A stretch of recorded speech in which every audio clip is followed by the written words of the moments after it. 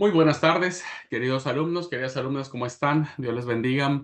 Es un placer poder saludarles nuevamente en este día, en su clase de literatura del Antiguo Testamento. Tenemos lo que es libros históricos.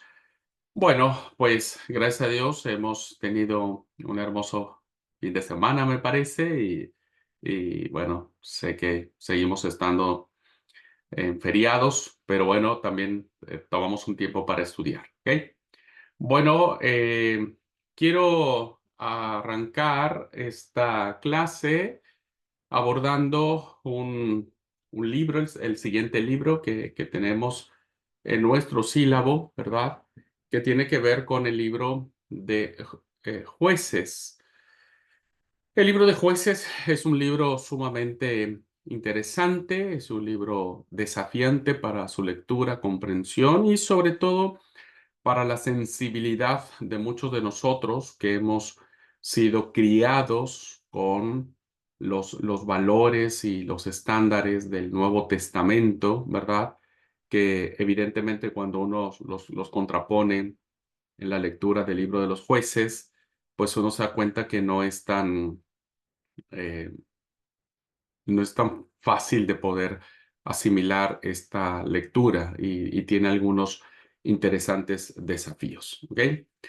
Pero bueno, vamos a abordarlo ahora. Les invito a que podamos disfrutar de este libro de los jueces y sacar la enseñanza que nos tiene, ¿verdad? Y que también será motivo de llevar a cabo nuestro trabajo de investigación.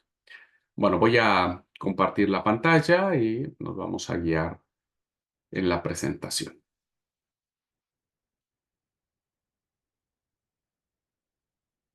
Muy bien. Bueno, les había pedido que pudieran empezar a leer este libro. Es un libro que tiene una narrativa, o sea, narrativamente es muy atrapante, muy cautivante y evidentemente eso hace un poco más liviana o ligera la propia lectura, ¿verdad? Y que me parece que puede ser muy valioso para adentrarnos un poco a esta literatura del Antiguo Testamento. Bueno, el libro de los jueces, como dije, es un libro que desafía nuestra propia convicción de poder entender el propósito de Dios y la revelación de Dios a través de estos personajes. Voy a, Vamos a mirar el primer subtema que tiene que ver con el nombre y los protagonistas.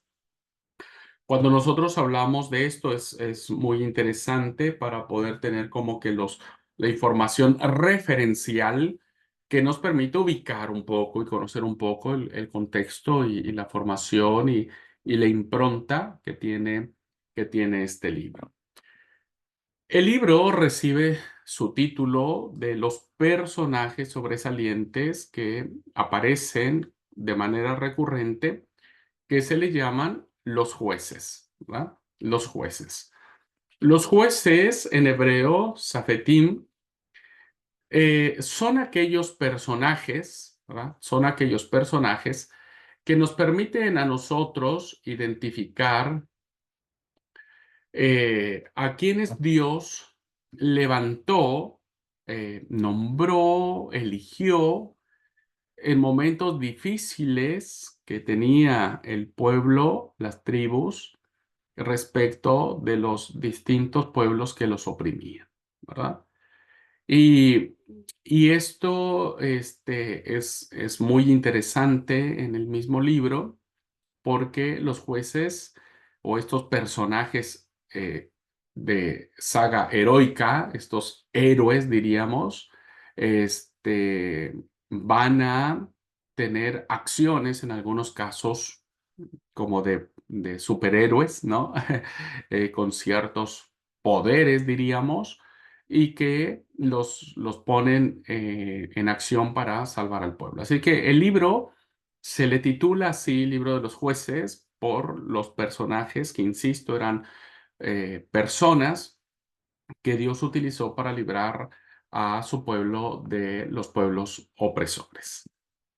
Luego también debemos saber respecto de esto que una vez que se obtenía la victoria por parte de estos personajes y con el prestigio que les había dado el haber encarado a los opresores, a los invasores, bueno, de manera como automática, sin llevar a cabo ninguna elección, ninguna votación, ni nada por el estilo, se proclamaban como gobernadores de su pueblo, de su tribu, ¿verdad?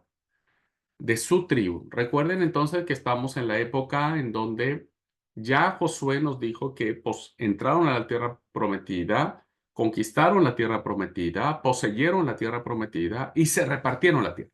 Eso nos dice a grandes rasgos el libro de Josué, ¿no?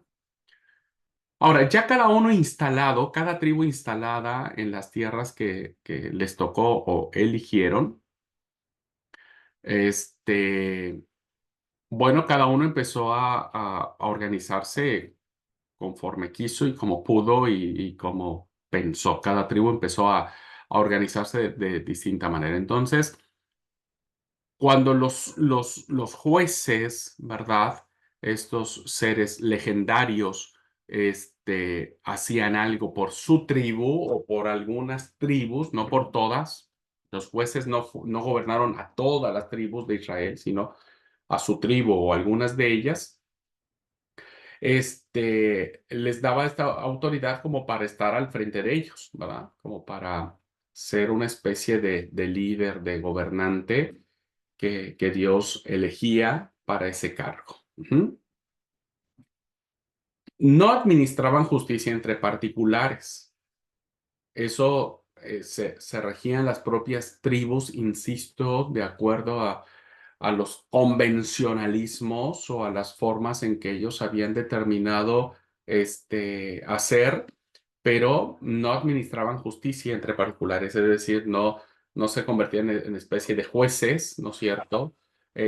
Para decir, bueno, tuvieron un problema tal o cual persona, no, en lo absoluto. Ujú. No eran tampoco como los reyes, estos protagonistas, porque recuerden que las monarquías, en esencia, eran hereditarias. Es decir, que cuando moría el monarca, le heredaba a su hijo, a sus descendientes, el cargo, el trono, el poder. Pero en este caso no, moría el juez y listo, ahí terminaba, no había una descendencia de gobernantes. Por eso no eran como los reyes, porque no le daban a sus hijos el puesto que ellos tenían, ¿no?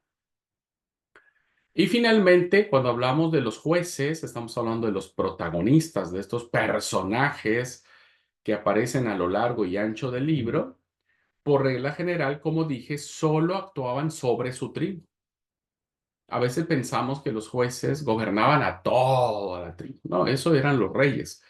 En este caso, los jueces no gobernaban a todas las tribus, ¿no?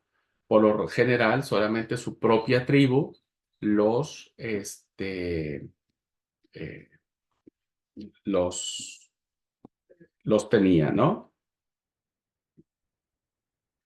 Bueno, entonces, de este modo podemos conocer un poquitito más cuál era como el entorno, el sabor que tenía estos protagonistas llamados los jueces, ¿verdad? Personas que Dios levantaba en momentos difíciles, cuando ganaban la guerra, quedaban como gobernadores, no es que después hacían especie de jueces como para los que iban a los tribunales para dirimir los problemas entre particulares, más se encargaban los problemas de que nadie los invadiera.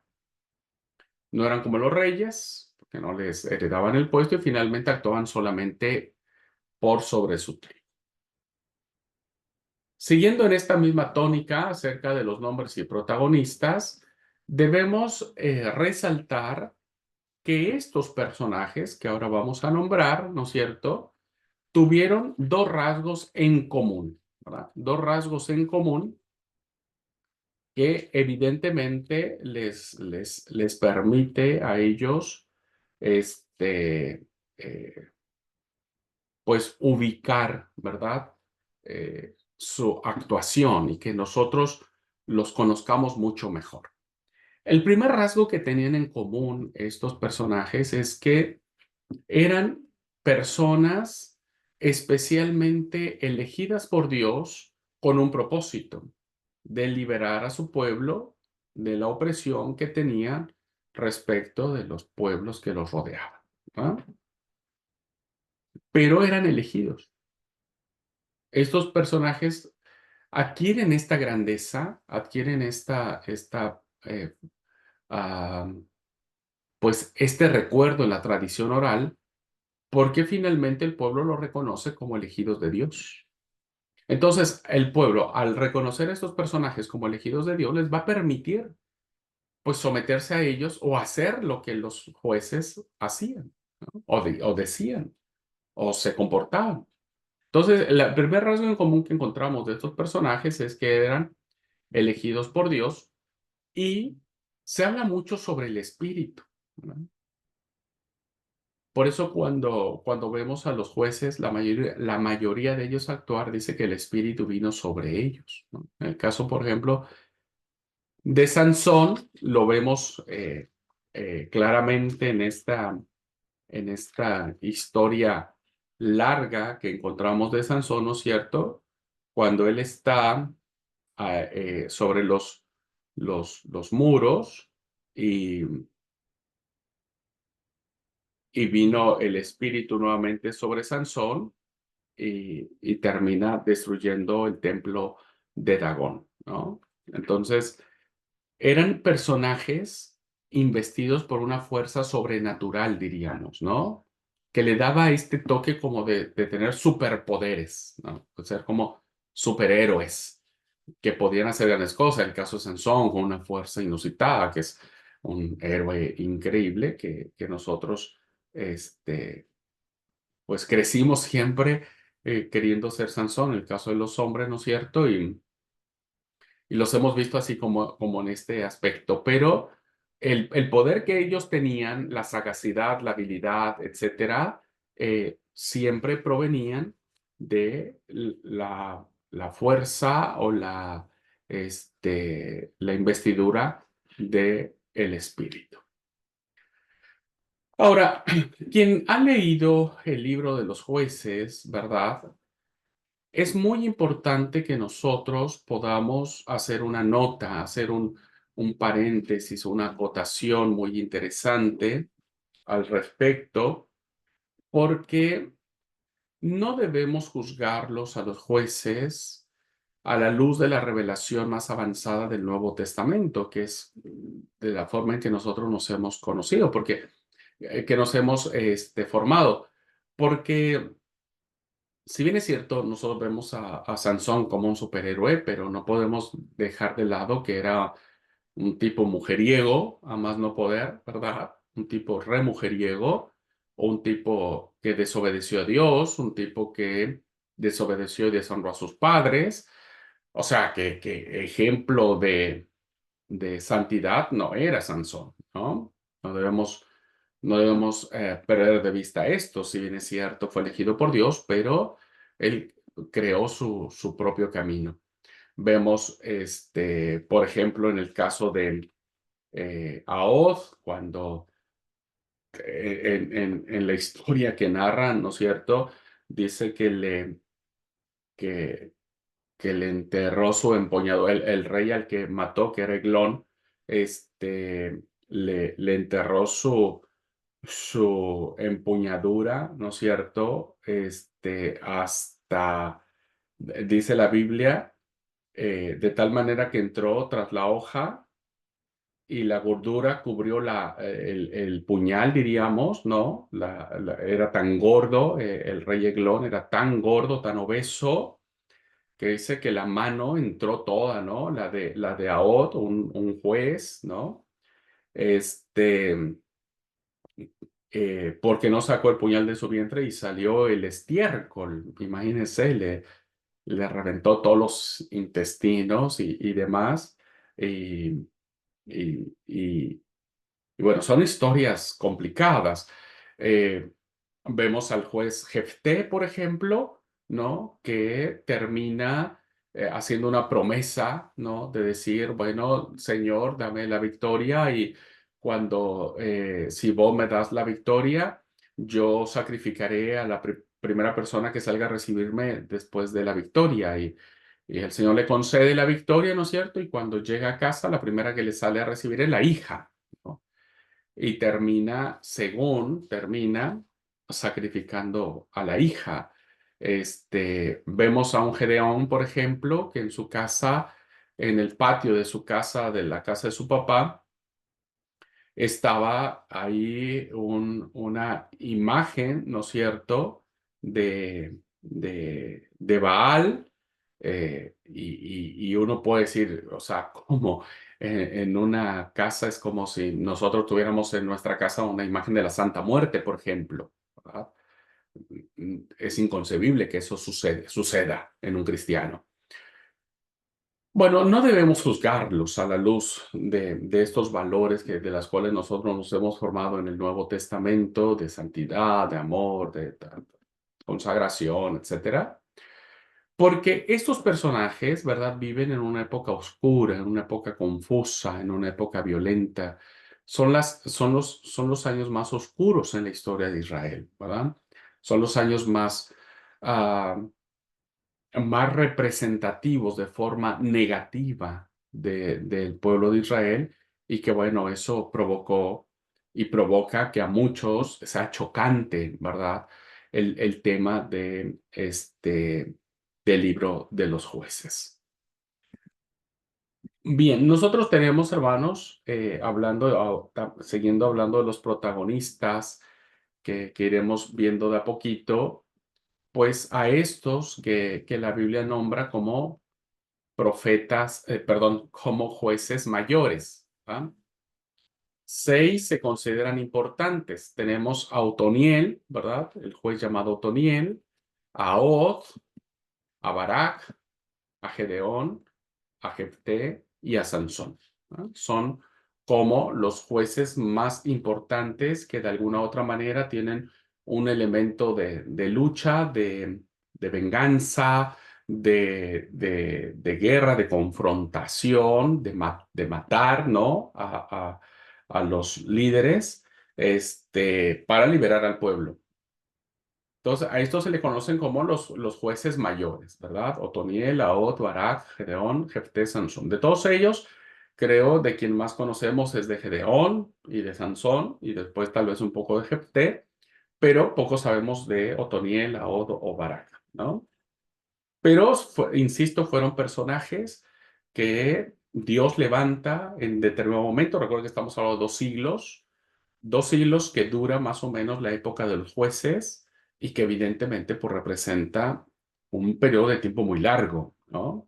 En donde, insisto, hay muchas acciones, decisiones, comportamientos que a la luz de la palabra no serían correctos. Luego tenemos los jueces menores, ¿verdad? Los jueces menores de los cuales el texto bíblico habla muy poco o casi nada y que, y que también fueron jueces, ¿no?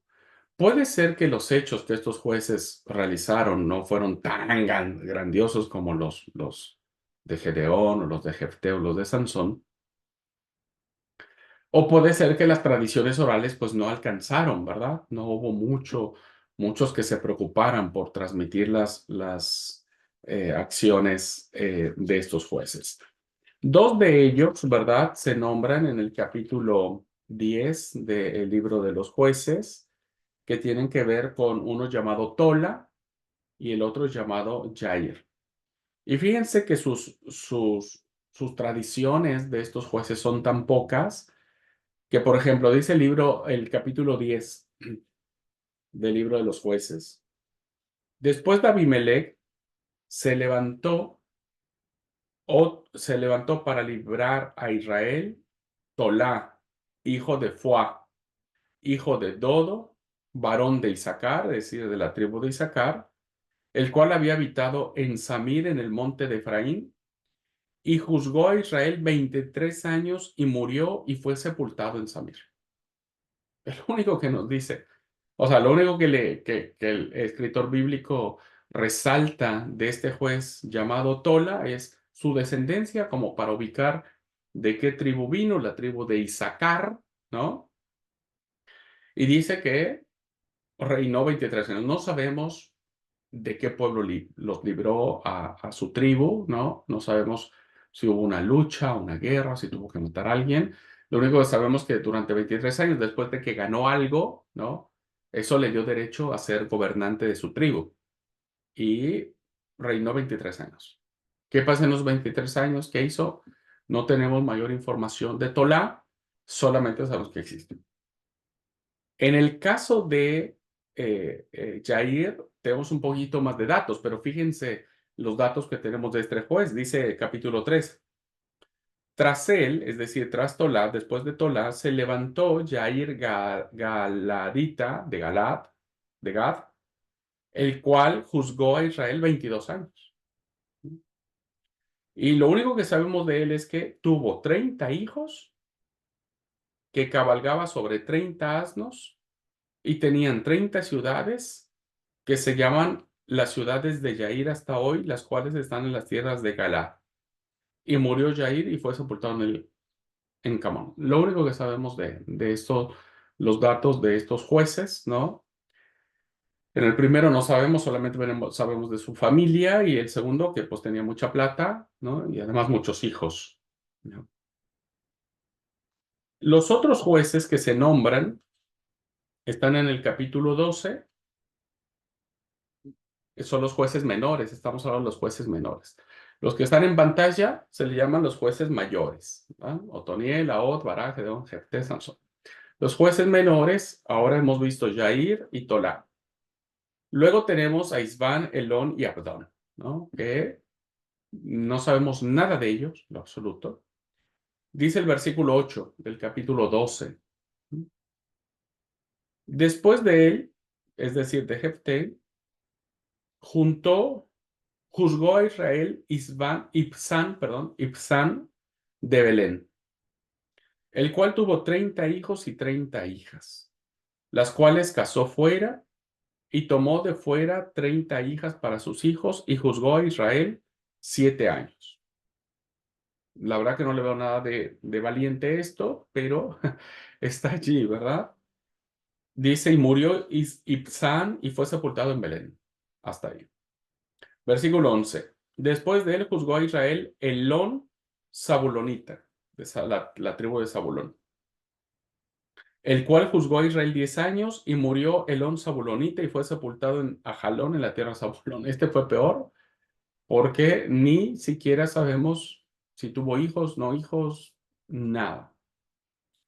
Versículo 13. Después de él juzgó a Israel Abdón, hijo de Gilel, Piratonita. Este tuvo 40 hijos y 30 nietos que cabalgaban sobre 70 asnos, y juzgó a Israel 8 años, y murió Abdón, hijo de Gilel Piratonita, y fue sepultado en Piratón, en la tierra de Efraín, en el monte de Amalek. Parece ser que las únicas tradiciones que se conservan de estos jueces es que eran ganaderos y que tenían un montón de hijos, ¿no? Como una especie de una descendencia fuerte, como de una descendencia de multiplicación. Bueno, a estos entonces, estos jueces se le consideran como los jueces menores. Es muy probable que le digamos así porque pues no sepamos mucho sobre ellos, ¿no? De los cuales sí tenemos abundante literatura, datos. De todos ellos, los que más abundantes tradiciones de historias tienen es Gedeón y Samsón.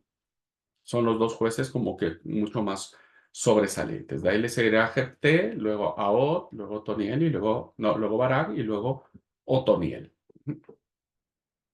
En ese orden irán como que las historias. El que mayor tiene, el número más grande de historia escrita que tiene en el libro de los jueces es Sansón. ¿Ok? Bueno, es para que ustedes los puedan identificar y puedan saber quiénes eran los jueces. Al menos los que el texto bíblico nos lo dicen, o nos lo comentan. Bueno, hablemos un poco acerca del autor y la fecha en que este libro se escribió. En cuanto al autor, ¿verdad? Al igual que el libro de Josué, que al parecer pudo haber sido escrito por él o no, los eruditos también siguen debatiendo quién escribió. La gran mayoría concuerda que no sabemos quién.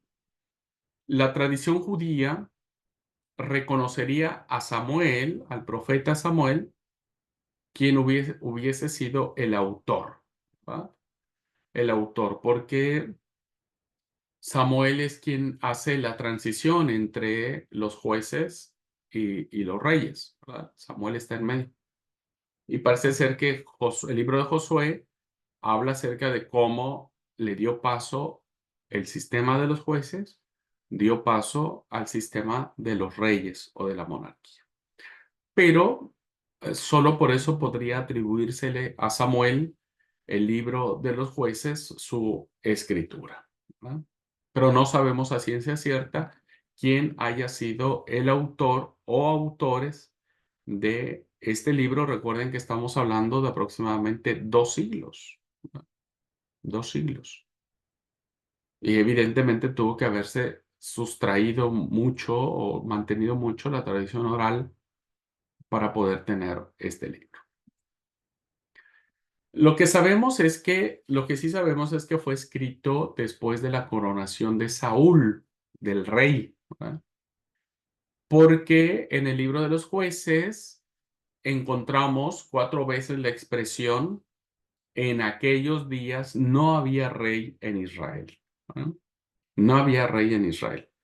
Entonces, por ejemplo, si leemos en el 17:6, que es lo que vamos a encontrar, dice: en aquellos días no había rey en Israel, cada uno hacía lo que bien le parecía. Por eso este es un libro que no hay que juzgar a la ligera, porque es un libro que nos narra eventos oscuros, diríamos, ¿no? Tan oscuros que serían chocantes para nosotros, como sería el asesinato de la mujer de Levita y el descuartizamiento de ella, ¿no? Por parte del marido y etcétera.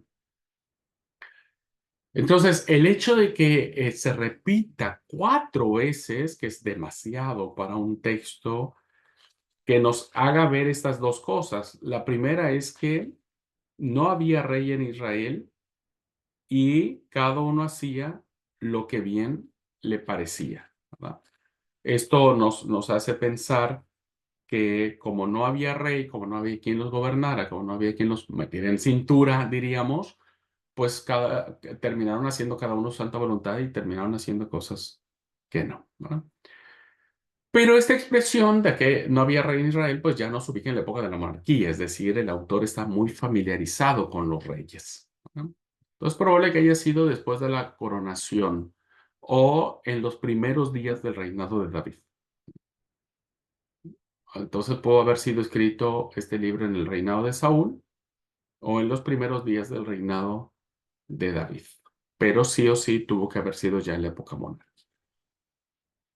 Y es probable que el autor empleara fuentes, tanto escritas como orales, para poder narrar, porque recuerden que esta historia de los jueces, que se da en 2 siglos, ¿no? Son muchos años de diferencia.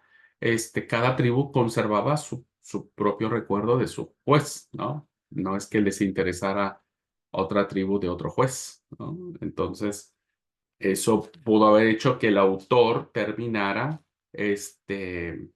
eh, buscando fuentes orales o fuentes escritas. Bueno,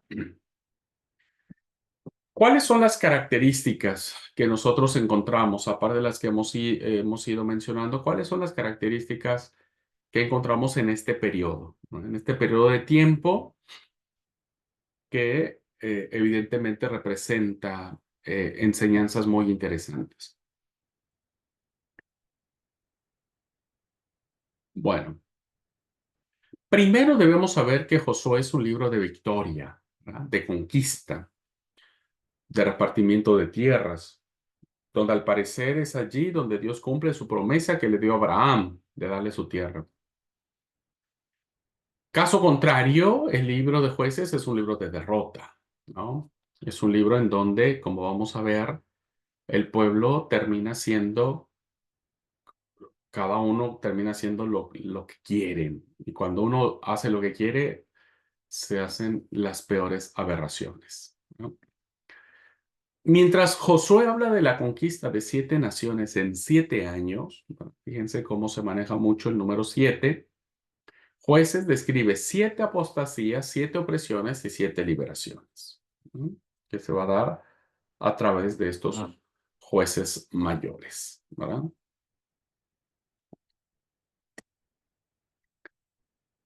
Algo interesante que encontramos en este periodo es que la lealtad a Jehová les había traído unidad y victoria, que eso lo vemos en el libro de Josué, que estando juntos las tribus terminan, ¿no es cierto? Aunque 2 tribus habían quedado, quedaron o quisieron quedar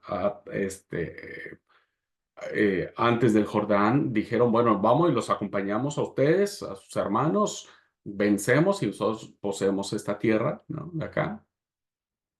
Esa unidad que tenían las tribus les había dado la victoria, por eso es un libro de victoria. Pero cuando nos adentramos al periodo de los jueces, la apostasía, la idolatría, la desobediencia que el pueblo tiene, lo lleva a un estado de debilitamiento en todos los sentidos, espiritual, económico, social, de unidad, y terminan siendo sometidos por sus pueblos adversarios, ¿no? Por sus enemigos, ya sea por los amonitas, por los amorreos, por los moabitas, por los filisteos, ¿verdad?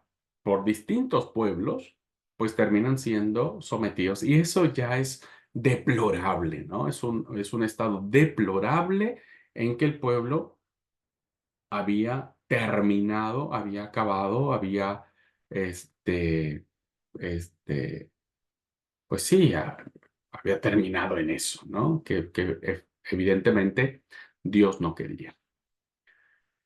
Otra característica que vemos en este periodo es que sin autoridad central, como dijimos, cada uno hacía lo que les parecía, eso los llevó a una anarquía, los llevó a una idolatría, los llevó a hacer cosas terribles, ¿no? Que evidentemente, pues debemos entender lo que sucedió a la luz de ese tiempo, ¿no? No es que Dios lo hubiera querido, sino que Dios, ahora vamos a ver el papel de Dios, pero fue el tiempo y el momento que se vivió. Otra característica que encontramos en este periodo tiene que ver con que había señales, como dije, de anarquía, violencia, división en las tribus, cada uno se rascaba con sus propias uñas, perdónenme el dicho popular, pero era así como se tenían las tribus. Los hebreos, ¿no? O los quienes poseyeron la tierra de Canaán, terminaron casándose con mujeres cananitas, que fue lo que Dios les advirtió en el Deuteronomio: no te cases, no busques mujeres para tus hijos extranjeras, porque van a terminar llevando a tus hijos en pos de dioses ajenos. Tal cual sucedió. Terminaron adoptando muchas de sus costumbres paganas, principalmente la adoración a Baal, como dijimos anteriormente, y a menudo eran arrastrados a participar de los ritos obscenos de los paganos, que, como dijimos, Baal era el dios de la fecundidad, ¿no? Y finalmente, la situación social era pésima, pésima, había desigualdad, destrato, había alevosía, había realmente, o en un pueblo donde no hay ley, pues hay disturbios, hay desorden, hay desigualdad económica, política, social, religiosa, cultural, étnica, incluso de género, ¿no? De género. Así que bueno, estas son algunas de las características que van a encerrar este periodo de tiempo y que el libro de los jueces nos lo van a platicar de esta manera, ¿verdad? ¿Cuál nosotros pensaríamos que es el propósito central de este libro que nos obliga o nos orilla a estudiarlo, a considerarlo y a sacar la mejor enseñanza de él. Pues en primer lugar, ¿verdad? Es relatar la historia del pueblo escogido del periodo comprendido entre la muerte de Josué y la inauguración de la monarquía. Es decir, entre la conquista de la tierra prometida y la instauración de la monarquía, ese periodo de tiempo evidentemente nos lo pinta un poco, nos da una luz de cómo se fueron suscitando las cosas en el libro de los jueces. Y como propósito tiene la idea de clarificarnos qué pasa en ese periodo de tiempo. ¿Ah?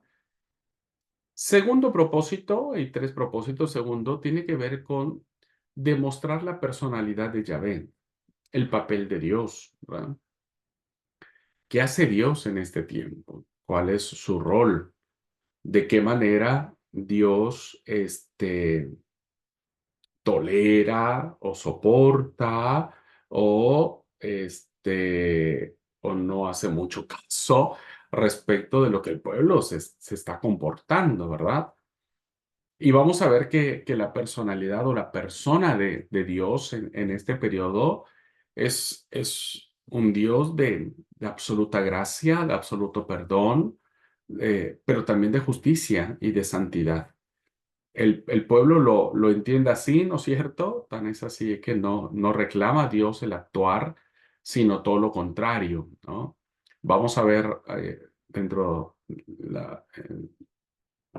en breve, en la clase, vamos a mirar cuál es el círculo vicioso en el que incurre Israel y del cual, pues Dios siempre ha estado allí, ¿no? Esto es lo maravilloso de la historia sagrada, demostrar o clarificar la forma en que Dios, de alguna u otra manera, está presente y se manifiesta y hace, ¿no es cierto?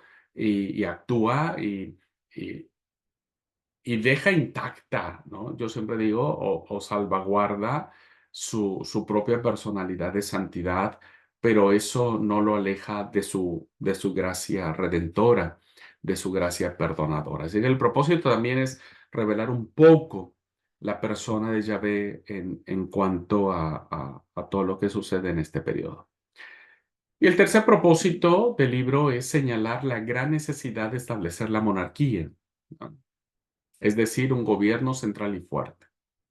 Parece ser que el libro de Josué se escribe, ¿verdad? Por lo que podemos leer en el mismo, se escribe para justificar que era necesario establecer la monarquía.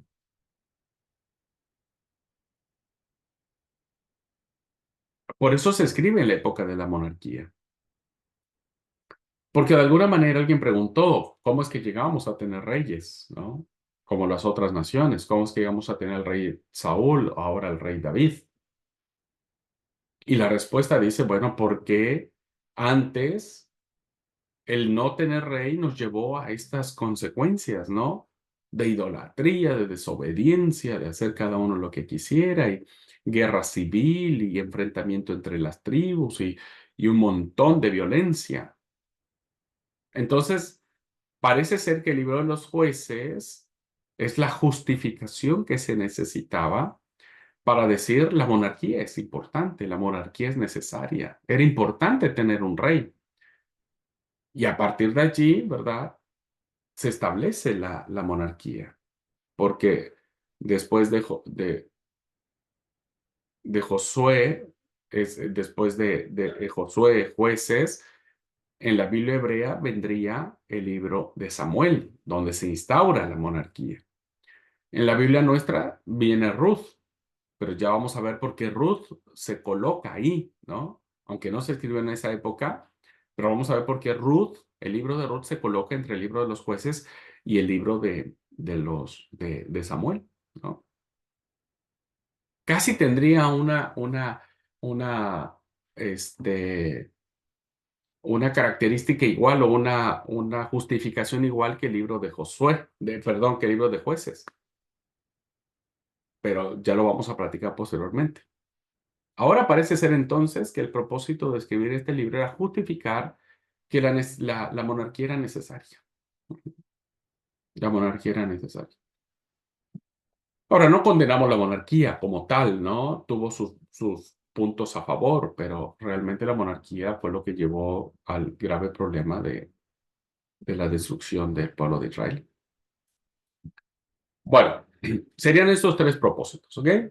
Uno, relatar qué pasó entre Josué y el rey Saúl.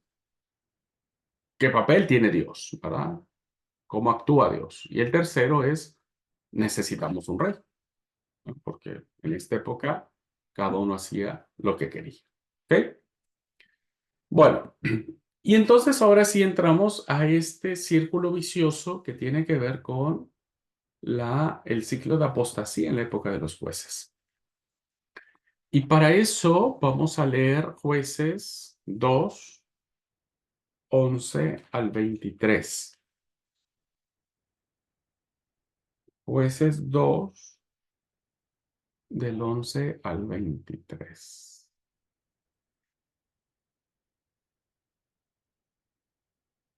Para poder entender lo que sucedía acá. Entonces, vayan a su Biblia. Si están viendo la clase grabada, no importa dónde estén, tomen su Biblia y busquen este pasaje.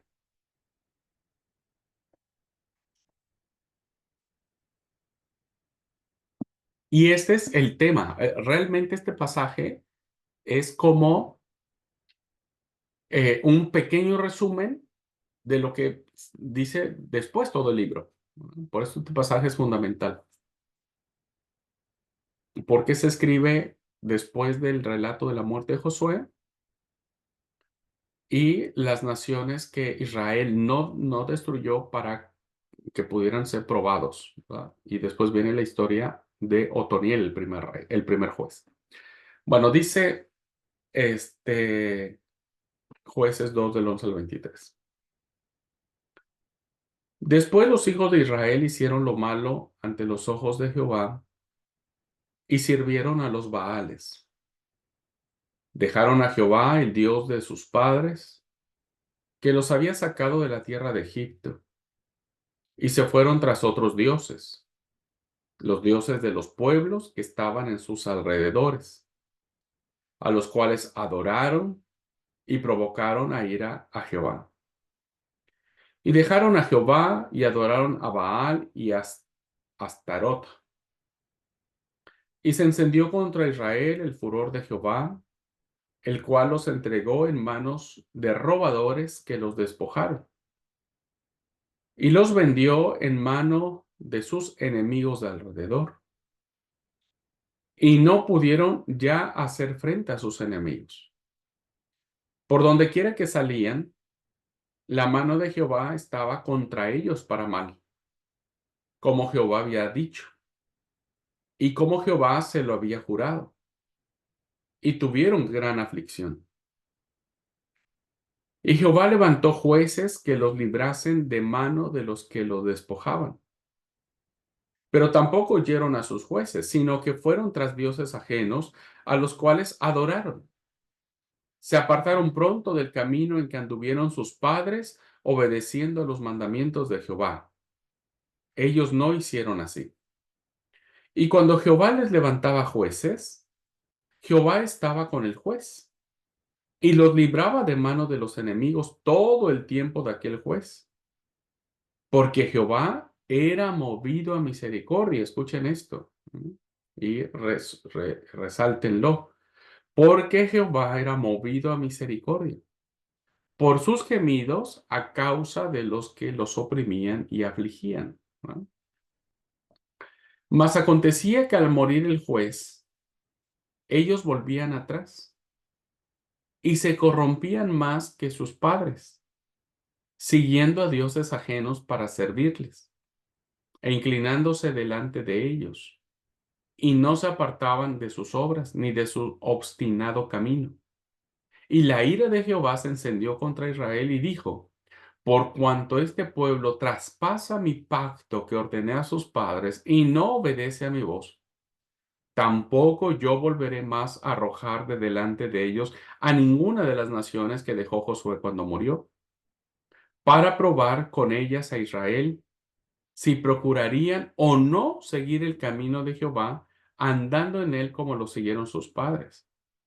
Por esto dejó Jehová a aquellas naciones sin arrojarlas de una vez y no las entregó en manos de Josué. Bueno, este es el resumen, hermanos. Y a partir de aquí empiezan las historias, como diciendo, bueno, ahora les voy a decir todas las historias, que lo que yo les dije en este resumen, tal y como aparece en este resumen, aparecen todas las historias. Ahora, ¿qué es lo que vemos en estos pasajes? El ciclo de la apostasía, ¿verdad? ¿Qué es lo que sucedía? Pues sucedía que cuando había un juez que había dado paz, dice que después que estaban en paz, que había libertad, que se sentían bien, que todo andaba bien, que ya nadie los decía, terminaban, voy siguiendo mi cursor en este ciclo, terminaban volviendo a desobedecer a Yahvé, ¿verdad?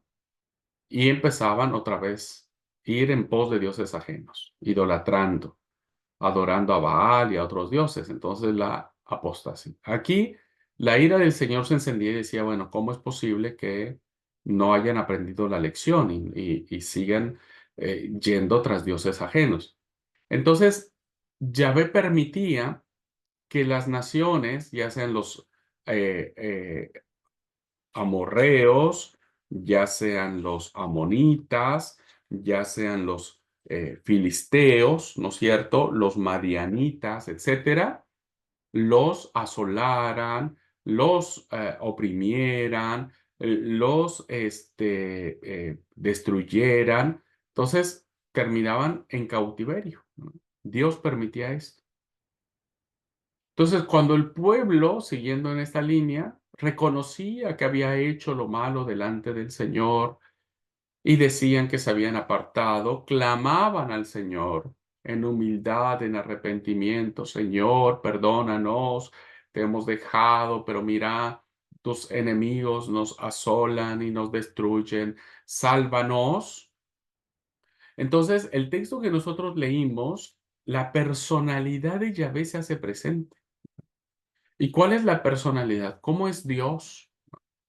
Y según el texto que nosotros leímos, Jehová era movido a misericordia por los gemidos a causa de los que los oprimían y los afligían. Ese es Dios, ¿no? Dios siempre ha sido un Dios clemente, compasivo, misericordioso, ¿no? Y entonces, ¿qué hacía? Les proveía un juez, les levantaba un hombre que los liberaba. Aquí está, liberación.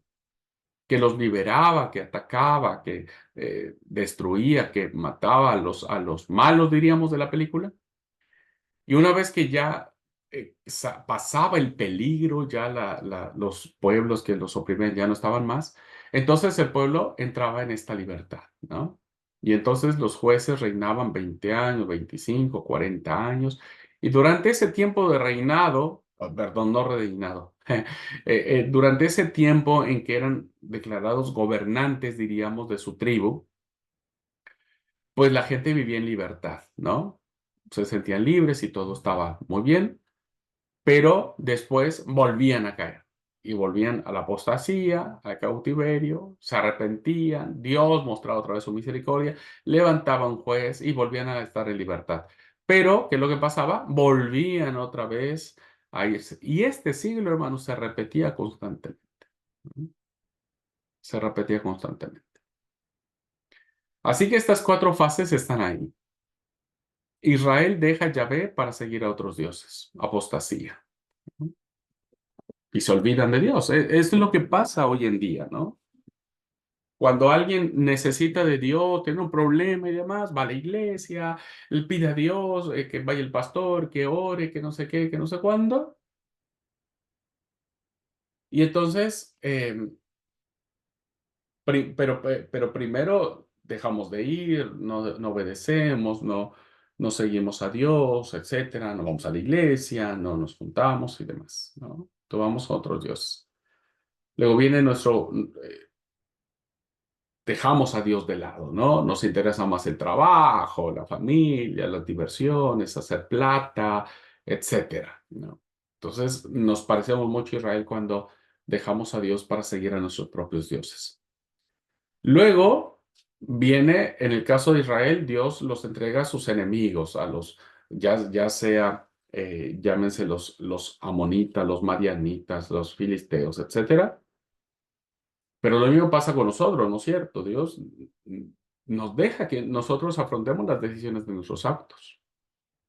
Nos endeudamos, estamos en crisis financiera, descuidamos a la familia, entramos en crisis con la esposa, los hijos se quieren ir, hay un divorcio en puerta, tanto estrés, terminamos enfermándonos, no comemos bien, desarrollamos enfermedades crónico-degenerativas, en fin, un montón de cosas, ¿no?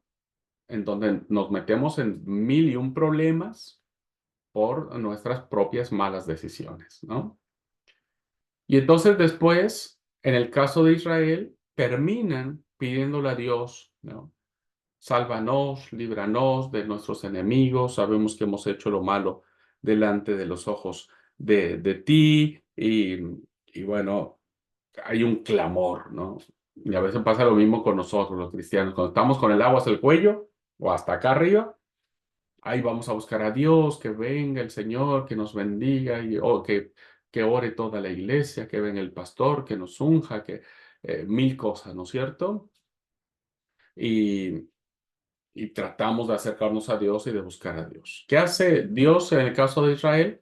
Pues les proporciona un libertador que rompe el yugo de los invasores, que los libera, que los libra, ¿no es cierto? ¿Y qué hace con nosotros el Señor? Dios siempre es movido a misericordia y nos da la salida, nos ayuda, nos sana, nos da la solución, nos da fortaleza, nos da fe, nos sentimos ya más aliviados, de a poquito la cosa va cambiando, ¿no? ¿Y qué es lo que pasa?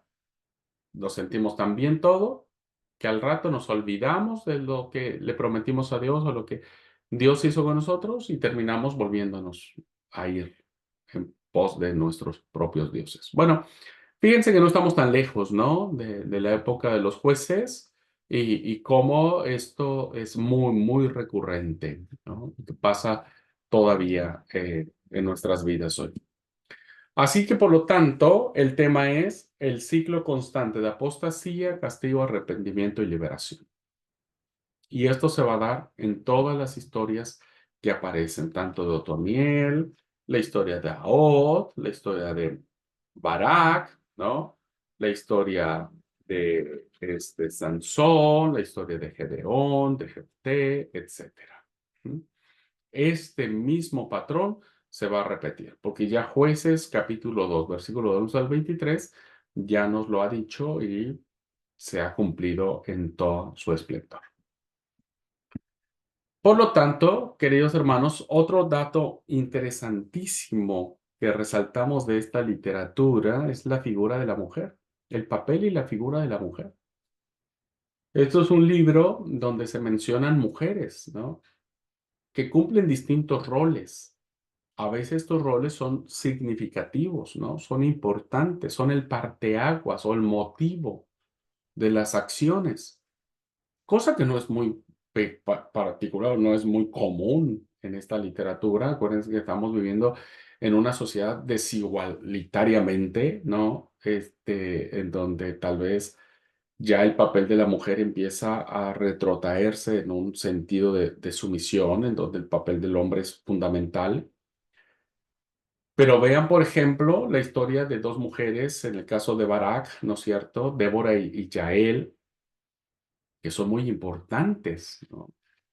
Débora en su papel de jueza, ¿no es cierto? De una mujer a quien la gente la consulta, que es profetisa, que se sienta a la palmera de Débora entre Ramá y Betel, y los hijos de Israel suben a ella a juicio para que les gobierne, ¿verdad?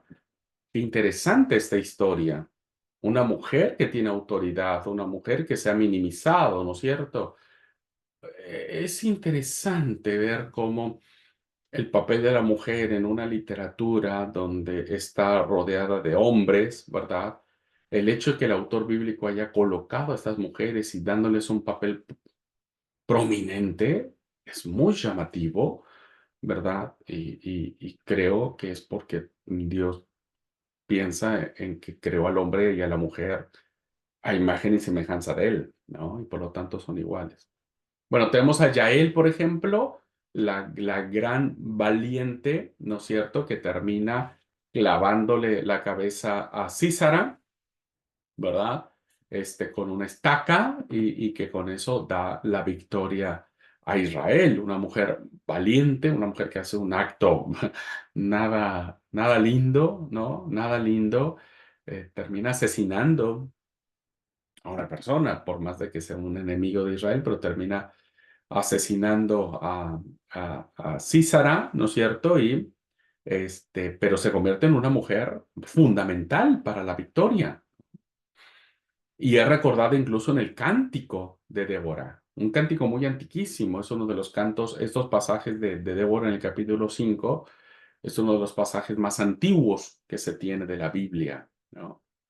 Este, bueno, tenemos la hija de Jefté, una chica valiente, una chica interesante. Eh, yo les desafío, si a ustedes les queda bien, les desafío que lean la historia de Jefté y su hija cuando éste hace este voto de sacrificar a la primera persona que salga después de que él venga de ganar la guerra y sale la hija. Estudien ese pasaje y traten de entenderlo, traten de explicarlo. ¿Cómo lo explicaríamos, no? ¿Cómo explicaríamos que Dios aprueba este sacrificio, no? Eh, pues a la luz de todo lo que sabemos de lo que significa Dios. Yo les desafío a que estudien sobre la historia de Jefté y de su hija y traten de dar explicaciones, ¿verdad? Dialoguen con el texto y traten de dar explicaciones de cómo entenderíamos esa historia, ¿no? A la luz de la personalidad de Yahvé o de Dios. La madre y las mujeres de Sansón son también parte fundamental, para bien o para mal, pero cumplen un papel fundamental. En el caso de la madre, es alguien que está allí, que lo engendra, que lo pare, que lo educa, que sigue al pie de la letra las indicaciones que le dio el ángel de no cortarle la cabeza, que no tomara sidra, no cortar la cabeza, no cortarle el pelo de la cabeza, no tomara sidra, etcétera. Y las mujeres, que aunque aparecen un papel secundario, Dalila, que es el papel más principal, termina siendo como un instrumento para el cumplimiento de Sansón, ¿no? En cuanto a destruir a los filisteos que estaban en el templo de Dagón. La concubina de Levita, que es una mujer innominada, una mujer víctima, ¿no es cierto? Hoy le diríamos víctima de feminicidio, una mujer vulnerable, una mujer paradigmática en cuanto a la igualdad de género y cómo el valor de una mujer desata una guerra civil entre las tribus, ¿no?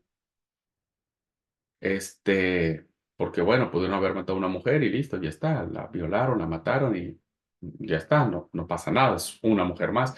En este caso no, ¿no? Es una mujer que su causa, diríamos, tiene repercusiones entre las tribus y termina en un grave enfrentamiento de lucha. A punto estaban de exterminar a una de las tribus, que eran los benjaminitas, ¿no?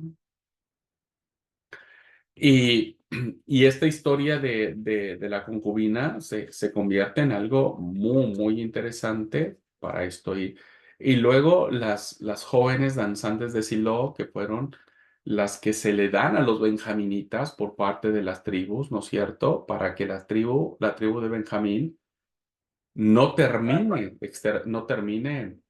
exterminada, ¿sí? No termine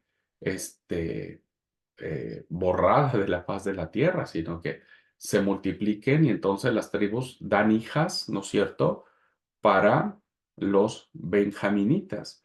Entonces, cuando fueron los hijos de Benjamín tomaron mujeres conforme a su número, robándolas de entre las que danzaban, y se fueron y volvieron a su heredad y reedificaron las ciudades y habitaron con ellas. O sea, el sacrificio que hicieron estas chicas, ¿no es cierto? De tener que ir con miembros de otras tribus que habían hecho lo malo, ¿no es cierto?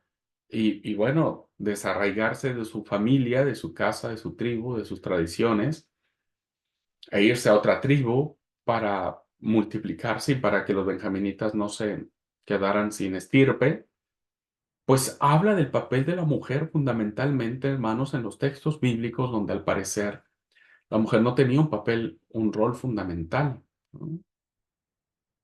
Fíjense, hablamos de las 12 tribus que hablan de 12 hombres, pero acá hay un libro de las 12 tribus de 12 hombres que van a estar en función de mujeres heroínas, ¿no? De mujeres que de alguna u otra manera aparecen para cumplir el propósito de Dios, que son muy interesantes. Entonces, lo traigo a la clase para darnos cuenta lo importante que tiene, que es el tema de las mujeres que marcan el sentido y principio de la historia, mujeres con autoridad. Así que, bueno, creo que hoy a la luz de reivindicar el papel de la mujer en la iglesia en cuanto a sus dones y ministerios, pues el libro de Josué nos dice mucho, ¿verdad? Nos dice demasiado. Bueno, y vamos a ver los grandes temas del libro de Jueces, hermanos, para cerrar, dar un pantallazo grande de qué trata el libro de los jueces. Bueno, el capítulo 1 al capítulo 3 nos va a hablar acerca de estos jueces liberadores de un territorio de muerte, porque nos va a hablar acerca de lo que tiene que ver con todavía la conquista, ¿no es cierto? Parte de la conquista de la tierra prometida,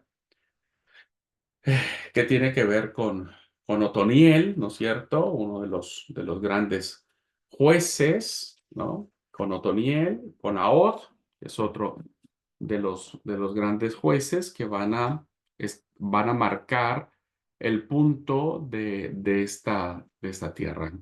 Aquí en el conjunto del libro de Josué, porque están muy unidos, incluso tanto el libro de Josué como el libro de Jueces cuentan la muerte de Josué.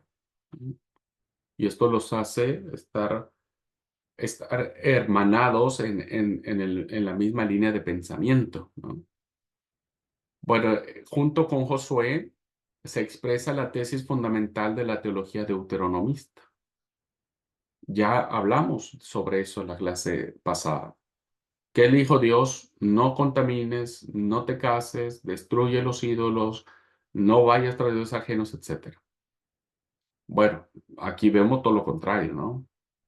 Pecado del pueblo, castigo de Dios, arrepentimiento del pueblo, envío divino de un juez para salvarlos, ¿no? Este siglo del que hemos visto. En este contexto se sitúan estos cuatro jueces principales, entendidos en el sentido básico de liberadores según la justicia de Dios. Y estos jueces que evidentemente se plantean acá, ¿no es cierto? Pues ayudan básicamente a entender, a comprender cómo Dios o más bien el texto bíblico pinta a estos hombres como el brazo ejecutor de la justicia de Dios contra un pueblo que está en pecado. Por eso lo vemos en los capítulos del 1 al 3. Luego, el segundo tema que hemos hablado tiene que ver con este pasaje de Débora y Barak, el segundo juez, ¿no es cierto? Y la profetisa Débora, ¿no? Que Barak, ¿no es cierto? Este juez no va a ir a la guerra, ¿no es cierto? No va a ir a la guerra si Débora no va con ella.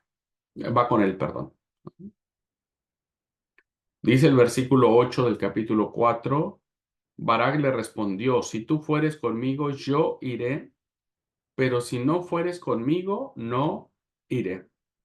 Ella dijo, iré contigo, mas no será tuya la gloria de la jornada que emprendas, porque la mano de mujer, en mano de mujer venderá Jehová a Sísara, en mano de mujer. Está hablando de Yael o Jael, como querramos decirle, ¿no?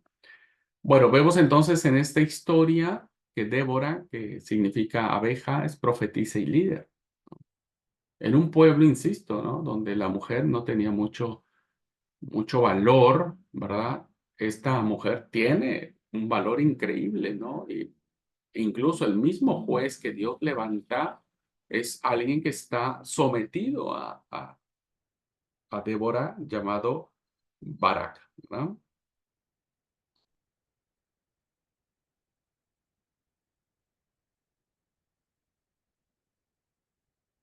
Dirige la guerra contra los cananeos del norte, a los que derrota por medio del general Barak. Yael, una aliada de etnia kenita, ayuda a los israelitas y mata a Sísara, general cananeo que se ha refugiado en su tienda. Ujú. Entonces, vemos cómo el versículo 22 del capítulo 4 narra la forma en que Yael termina a Sísara el general, ¿no es cierto? Y,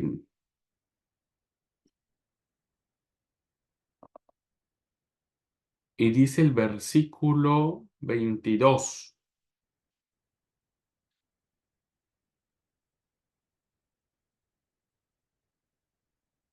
Y siguiendo Barak a Sísara, Yael salió a recibirlo y le dijo, ven y te mostraré al varón que tú buscas, ¿no? Y usó una artimaña. Y él entró donde ella estaba y aquí Sísara, no, perdóname, no es el 22, es ah, el 18, perdón. Y saliendo Yael a recibir a Sísara, le dijo, ven, señor mío, ven a mí, no tengas temor.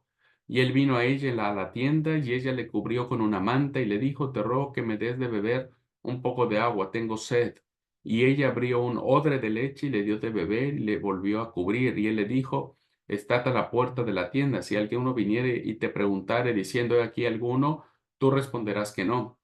Pero Yael, mujer de Eber, tomó una estaca de la tienda y poniendo un mazo en su mano, se le acercó calladamente y le metió la estaca por las sienes y la clavó en la tierra, pues él estaba cargado de sueño y cansado, y así murió. Vemos claramente el actuar de estas mujeres, ¿no es cierto? Y luego es re interesante, ¿verdad? Que ustedes lean el cántico que aparece en el capítulo 5, ¿no? Porque es un cántico en donde incluso se dice que la mamá de Sísara estaba muy preocupada y muy pendiente de la llegada de Sísara. Dice que se asomaba por la ventana y decía, a ver, a qué hora veo venir a su carro de guerra, aquí a casa. Y y ellas le decían, bueno, incluso la madre de César decía, yo le tengo aquí regalitos para mi hijo cuando llegue.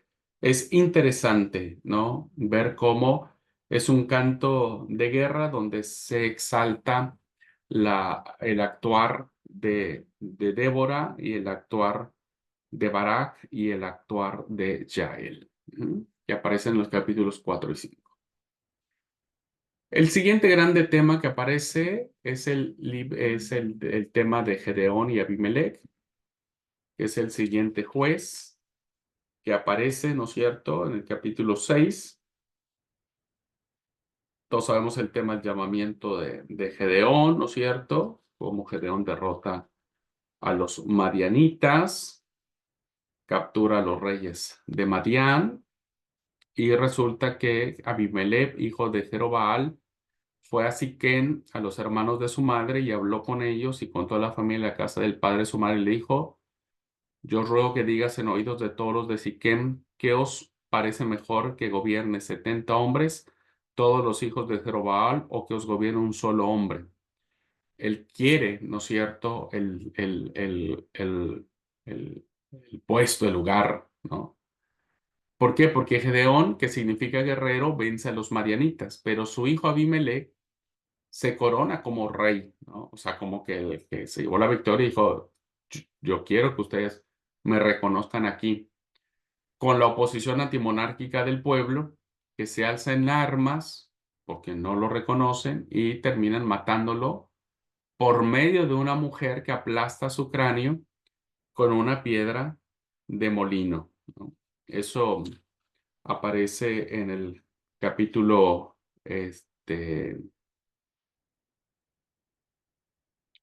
9, y el versículo 52 dice: cuando estaban en una guerra allí, vino Abimelech a la torre y combatiéndola, llegó hasta la puerta de la torre para prenderle fuego.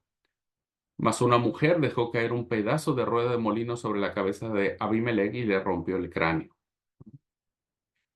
Entonces llamó apresuradamente a su escudero y le dijo: saca tu espada y mátame, para que no se diga de mí una mujer lo mató. Pero finalmente fue una mujer, ¿no? Una mujer que da la victoria, una mujer que termina reprimiendo los deseos de Abimelech de querer ser rey, que no le correspondía. Así que interesante la historia. Y luego de esto vendrá la historia de Jefté, ¿verdad? Del otro juez y de su hija, que los animo a que lean el capítulo 11, el capítulo 12, y traten de explicar, ¿no?, cómo entender este pasaje. Se los dejo de tarea. Y en algún momento, si quieren, lo charlamos. ¿Cómo explicar este pasaje, ¿no? Jefté, que significa Dios, abrirá, fue un guerrero marginal, hijo de Galaad. Es interesante su historia, ¿no? Este, es elegido juez para vencer a los amonitas, prometiendo a Dios que si vuelve victorioso le ofrecería el primero que saliera de su casa. El problema es que quien sale primero de su casa es es su hija, ¿no? Es su hija. Así que es interesante la historia de Jefté, ¿no? Se los recomiendo y traten de explicar qué es lo que pasó con esto. Ujú. Bueno, una historia más, ya viene el relato, las tradiciones más abundantes que tenemos de los jueces, que es el capítulo 13, ¿no? Viene con el nacimiento de Sansón, el relato de la mujer de Filistea de Timnat, cuando está en Gaza, cuando derrota a los filisteos, su relación con Dalila y finalmente la destrucción de los filisteos en el templo de Dagón, ¿no es cierto?, el dios de ellos, y que terminan siendo destruidos. Sansón significa el hombre sol, aparece como un héroe de gran fuerza, quizás símbolo del sol, como significa su nombre, que vence siempre a los filisteos, pero se deja vencer por la intriga de las mujeres enemigas a las que ama. Con todo, a la hora de su muerte logra vengarse, ¿no? Vengarse. Y es así como termina la historia de los grandes jueces, ¿verdad? Y cómo estos, ya hablamos, son los jueces mayores, y cómo estos jueces terminan haciendo justicia de Dios, enviados por él, y tratan de poner un poco de orden en medio del caos que procede de esta época de oscurantismo. Y el libro cierra, hermanos, con dos apéndices, es decir, con dos historias que el redactor pone allí, ¿no?, que no tiene que ver con un juez en particular, pero que son dos historias, ¿verdad? Dos historias que son el apéndice con los que cierra el libro de Josué, perdón, de Jueces, que básicamente vienen a dar paso o son el motivo fundante de dar lugar a la monarquía, ¿no? Entonces, la primera historia, que vuelvo a repetir, ya no tiene que ver con la historia de un juez en particular, es la historia de los danitas, ¿verdad? Los danitas y un hombre llamado Micaía. Micaía. Es una historia interesante que le debe dinero a la madre, ¿no es cierto? Este, dice, no que le debe, sino que parece que le roba, algo así, ¿no es cierto? Y se los devuelve, pero él se va a la casa y hace su propio santuario, se convierte en un propio sacerdote, ¿no es cierto? De Dios. Y es interesante la historia que aparece en el capítulo 17 y 18, ¿no es cierto? Y que finalmente los danitas, ¿no es cierto?, de la tribu de Dan, lo agarran a él como sacerdote, lo toman como sacerdote, como representante de Dios y lo usan, ¿no es cierto? Pero resulta que él hace dioses ajenos, es decir, imágenes que no correspondían a Dios. Así que el primer apéndice del libro de los jueces narra el asentamiento de un grupo tribal en la zona norte de Palestina, bajo el monte Hermón, con el surgimiento del santuario yavista de Dan, ¿no? Ellos hacen su propio santuario, hacen como su propio culto y necesitan un sacerdote. Y se encuentran a Micaía y Micaía se dice, dale, yo voy a ser el sacerdote de ustedes. Y esta historia muestra el valor cúltico de las imágenes que en ese momento existían y las vestiduras sagradas que se dedicaban a Yahvé en un contexto que aún no era monoteísta, ¿verdad? Todavía están reinfluenciados por el tema de la idolatría. Así que esta será una historia propuesta para que ustedes investiguen, ¿verdad? Yo les voy a dejar en la plataforma las consignas, qué es lo que ustedes tienen que investigar de esto. Pueden elegir la historia de los danitas o pueden elegir la otra historia, que es el segundo apéndice, que tiene que ver con el crimen de Levita, ¿no? Que aparece en Jueces del 19 al 21, con el que cierra el libro de los jueces, ¿no? Y este segundo apéndice, esta segunda historia, que insisto, no tiene que ver con jueces ya en particular, pero aparece en este libro, narra la historia de un levita que termina descuartizando a su mujer concubina, a la que han violado unos hombres de la tribu de Benjamín, y se inicia una guerra santa, una guerra civil más bien, entre las tribus, corriendo el riesgo de exterminarse entre ellos mismos, ¿no? Porque ustedes van a ver en la historia, la primera y la segunda batalla la ganan los benjaminitas, terminan matando un montón de sus hermanos de las otras tribus, pero la tercera batalla, finalmente hay una indicación por parte de Dios de qué tienen que hacer y ganan la guerra, ¿no es cierto? Pero tal es la lucha que casi terminan matando a todos los benjaminitas. Entonces el pueblo se reúne y dice, ¿qué vamos a hacer? No podemos permitir que uno de nuestros hermanos termine exterminado por esto. Y es como les otorgan a las mujeres, a sus mujeres, para que se multipliquen y la tribu no desaparezca. Así que son dos historias, ¿no?, que nos narran los distintos aspectos que tienen que ver con la idolatría, ¿no?, en el caso de los danitas, y esta guerra civil, ¿verdad?, que se da entre las tribus para poder explicar por qué estas historias están en estos libros y qué nos quieren decir a la luz de la revelación de Dios, a la luz de lo que Dios representa.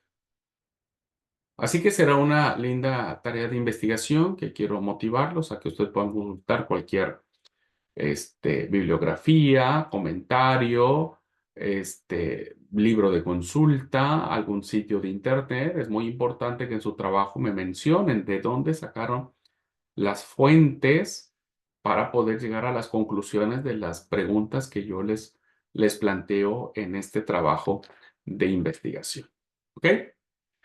Eh, y entonces, termino la clase diciendo cómo termina el libro de Jueces. ¿Cuáles son las últimas palabras que se encierran en el libro de Jueces? Pues son las palabras que se necesitan para justificar la monarquía.